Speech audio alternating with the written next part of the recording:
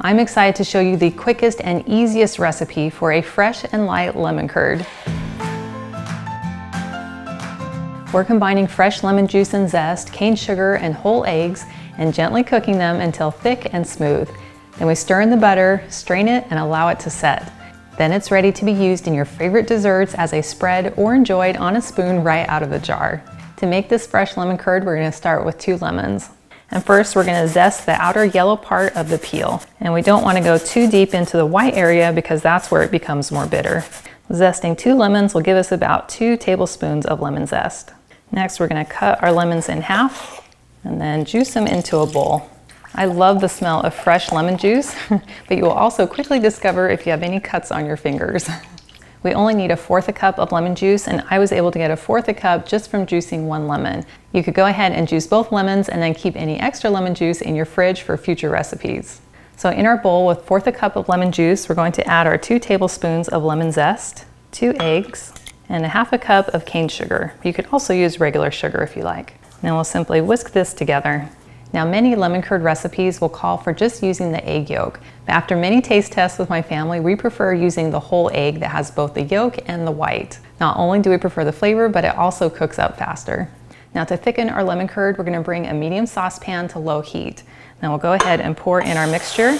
Now, by cooking them over a low heat, we are going to be cooking the eggs, but just short of scrambling them. So we'll want to use a spatula and keep the mixture moving for several minutes until it's nice and thick. Now, depending on what you're using your curd for, you can decide whether or not to add a teaspoon of some tapioca flour or tapioca starch. And this is just going to help thicken it up a little bit more. So after about 2 or 3 minutes, you can see that our sauce is already beginning to thicken. And we'll know it's ready when we can drag a little path through our pan with our spatula, and when the sauce is thick enough to coat our spatula. That looks perfect. So I can go ahead and turn off my heat, and then we can add 1/4 cup of butter. And then we'll just stir that in and let it melt. Now, you can use the curd as is, but I recommend straining it first. And this is going to help get rid of any little bits of scrambled egg or maybe seeds or maybe pulp that was in your lemon. So we're just taking a sieve and placing it over a bowl and then pouring our sauce right in.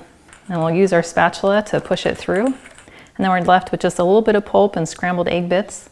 And then I'll take my spatula underneath the sieve and make sure I scrape off any extra of the smooth curd.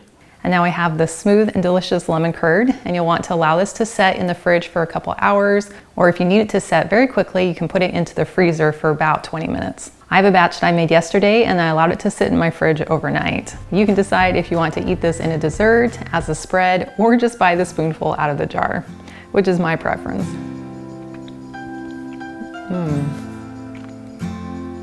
That is delicious. That is sunshine in a jar.